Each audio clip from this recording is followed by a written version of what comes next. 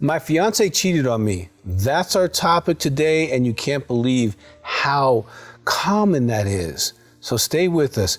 If you have yet to subscribe, please hit the button. If you have a question, put it in the box and we'll get right back to you. My fiance has cheated on me. Now, if you're a woman and you've been dating this guy and you find out that he's cheated on you, that's going to be a little different scenario for you than if he told you. You know, he got drunk or had a one-night stand or an old girlfriend, and he comes and he tells you. So how he comes at this information or how you come at this information is going to be a variable. Because if it was a secret and he got caught, that's a different type of person than someone who is feeling bad about their behavior. Okay, who wants to, like, I made a mistake, I really love you, and this was a big bad mistake, I hope you can forgive me. That's different than, oh, you found out, and now it's disrupted their secret world, the way they live their life, having the good girl and then the other girls, and keeping you in kind of an illusion of who he is, and not being emotionally vulnerable and stuff like that. So the first thing I'm going to tell you is the most important thing you need to hear. It's not about you. You did not cause him to cheat on you. Now, let me tell you why. For over 40 years, I've been dealing with people who commit infidelity, who cheat, with sexual addiction, with people who struggle with these behaviors. And they can get better if they choose to. That's another conversation. But I have done more than 5,000 sexual histories with men, going through their masturbation, their pornography, sex abuse, mom and dad issues, all that stuff. And oftentimes, they have set themselves up for failure. They are masturbating and doing pornography, so you can ask about that, because if they're doing that, that leads them to having object relationship sex with themselves, and they're looking for objects to have sex with. And so the female objects that they see, that's what they're working to get their fix. They're not necessarily wanting a relationship with that person. It might be that they fell in love with that person, but oftentimes it's just to get off. It's just to have a release. It's just to have fun, to play a game. But it's not about you. It's not about your body. It's not about your sex or even your unwillingness to have sex. Because if you're a spiritual person, you might not want to have sex before marriage, and they know that about you, okay? And it's not about anything that you bring to the table.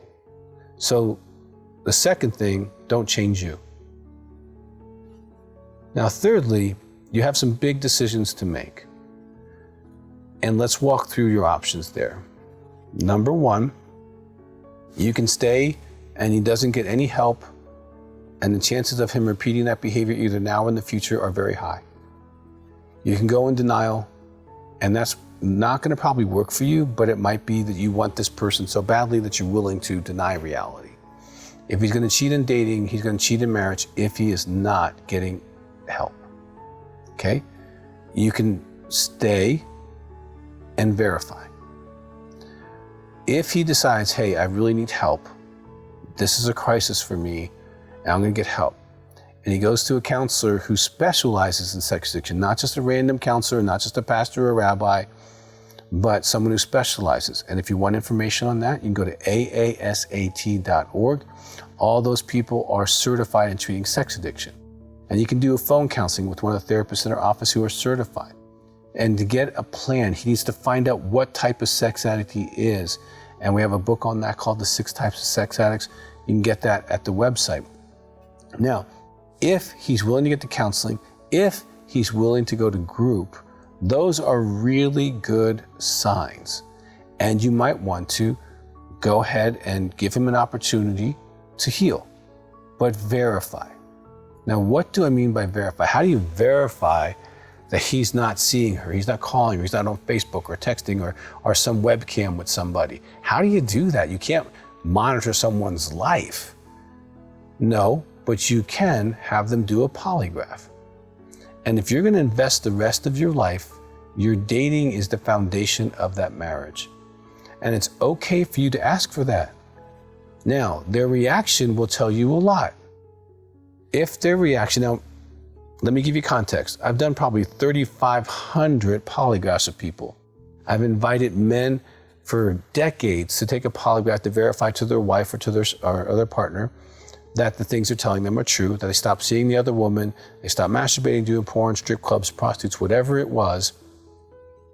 We can put together the questions, and he does a polygraph. Now, just you asking him to do a polygraph, if he leans towards you and says, you know what, I broke your trust, I'm happy to do that because I want you.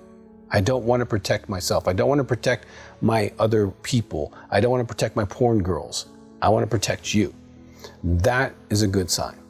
If he gets defensive and that's what it's going to take, I'm going to break up with you, you're just wacko, you're needy, whatever, then you know that this person probably is going to continue down the path of addiction, and you're going to suffer again and again and again.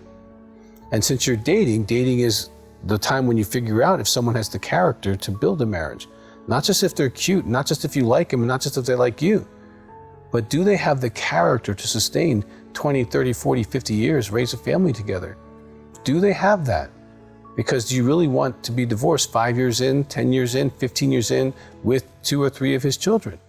Because he's not going to grow up at all, emotionally, spiritually, or morally, if he stays in his addiction. So if he's not willing to take a polygraph to verify, well, then he's expecting you to trust without verification, and that could be dangerous for you. STDs, other women getting pregnant, having situations, like I said, divorce, all this kind of stuff. You don't deserve that. You can sign up for that, but you don't deserve that. And I can't tell you how many women wish they knew. Now I'm going to give you a resource that I really want you to consider getting. And it's called Finding Mr. Right. Now this is like about a 4 or 5 hour course of me teaching you how to find Mr. Right, because I've worked with 5,000 women who found Mr. Wrong. And I teach you a lot of what I've learned over 40 years working with men, and how you can ask questions early on, what to ask, when to ask, all these kind of things. It's got a workbook.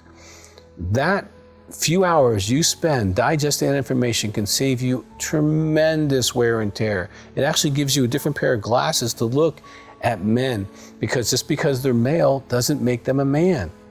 Male and man are two different things. And it takes me a while to explain all that. So I'm going to recommend that. If you're in a situation like this, definitely get that while you're dating, because whether you stay married, stay in a relationship with him or not, that information's helpful. Now, if he's getting better and you move through, you're still going to do some healing for yourself. But understand his cheating is the beginning of an opportunity to either end the relationship, work on yourself, for him to work on himself, and to possibly work on the relationship. But I would caution you, do not get trapped into just trust me, baby, I'll never do it again. I have done thousands of polygraphs that have verified that wasn't true. Trust but verify is the situation you're in. And I would encourage you, if you are in a cycle of getting in relationships like this where you're not treated well and you don't feel you're worthy of love, get some help with the DVD called Worthy, that can help you, but get some counseling. Find out what's going on with you, that you keep attracting people that don't celebrate you, that don't value you, that don't respect you. You deserve that, and if he gets better, he would deserve you. And if he doesn't, you have to consider if he does deserve you. But you are the person who makes that decision. So again, his cheating has nothing to do with you, and it's an opportunity for you to figure some things out and for him to figure some things out. And the happy ending is any ending that happens.